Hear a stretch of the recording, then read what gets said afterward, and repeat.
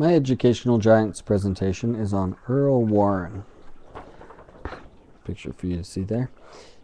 This is an interesting assignment, I thought, because he is not an educator. He's not a teacher. He was not an administrator. He was not a psychologist. He didn't study child development. He wasn't a philosopher who focused on education. None of those things. He didn't write any books or come up with any methods or anything of that sort. In fact, as you can see from the picture, he's wearing judge's robes. He was a Supreme Court justice. It's the role in which he had the most influence on education. This is kind of an ironic assignment because, in fact, he wasn't even a good student. He was the son of Scandinavian immigrants, had something of a hard upbringing, ended up studying legal studies at the University of California, Berkeley. He also attended law school there. In law school, he worked as an assistant at a law firm as a clerk, and that was against the rules of the law school.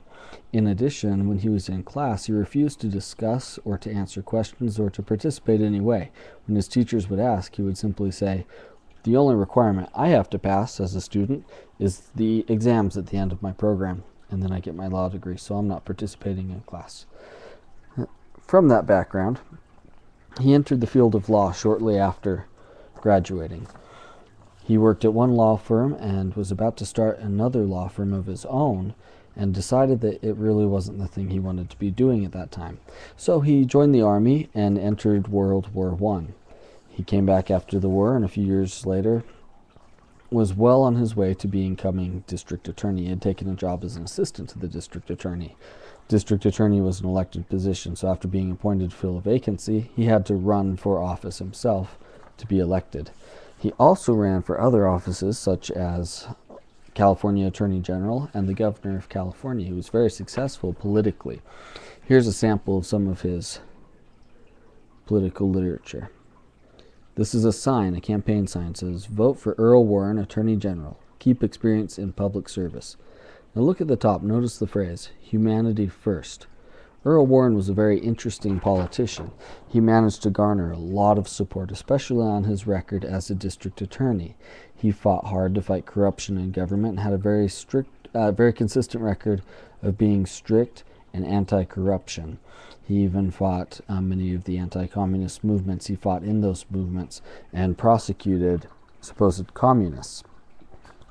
And somehow, in that record, he managed to put together support from both liberals and Democrats and Republicans and conservatives.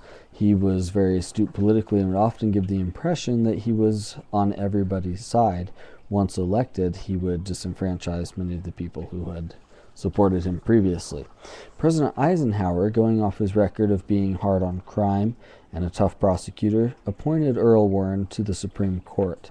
This was something that Eisenhower would later regret. In fact, he would name it as his biggest mistake as president, was appointing Warren to the court. Here is a sample of something you would see commonly during the Warren court's time. "Save our republic, impeach Earl Warren." The meaning there is that many of the arguments today you hear against an activist court and judges legislating from the bench stems from the Warren court's time. They took on all sorts of issues that the court had not taken on before, and they had a somewhat flexible view of their power on the bench to confront those issues. The number one influence that Earl Warren had had on education came in the Brown versus Board of Education decision. Before Brown versus Board of Education, you need to know a little bit about something called Plessy versus Ferguson. This was a case that happened in the late 1890s. It was ruled on in 1896. A few years earlier, what happened was that Mr. Plessy, who was 7/8 white, 1/8 black, had decided to take a trip on the white passenger car of a train. And once being found on the white passenger car, he was told to move to the black car. He refused, kind of like Rosa Parks refused to go to the back of the bus. However, things did not turn out quite as well with this movement because this case made it all the way to the Supreme Court, and the Supreme Court ruled that this law was constitutional. The reasoning was that the 14th Amendment requires equal protection before the law. It does not require that people are given the same facilities, but rather that they can have separate but equal facilities. And this was the birth of the phrase, separate but equal. Separate but equal applied to many facets of life, including drinking fountains, restrooms, restaurant facilities, and public schools. In the 50s, this began to be an issue with the case Brown versus Board of Education. There were some very active lawyers who had sought to make this into a case that could become a tool for overturning much of the injustice that they saw in the world. Eventually, the case made it to the Supreme Court, and with Warren's leadership and his ability to muster support on the court, he brought them together, and they ruled unanimously in favor of Brown versus Board of Education, overruling Plessy versus Ferguson's separate but equal decision. So that doctrine was overruled. And what did that mean for education? Schools could become desegregated. In fact, they had to be. Now, we still haven't quite reached that standard today, but it was a very important start in the process, and it's been a very difficult process since then.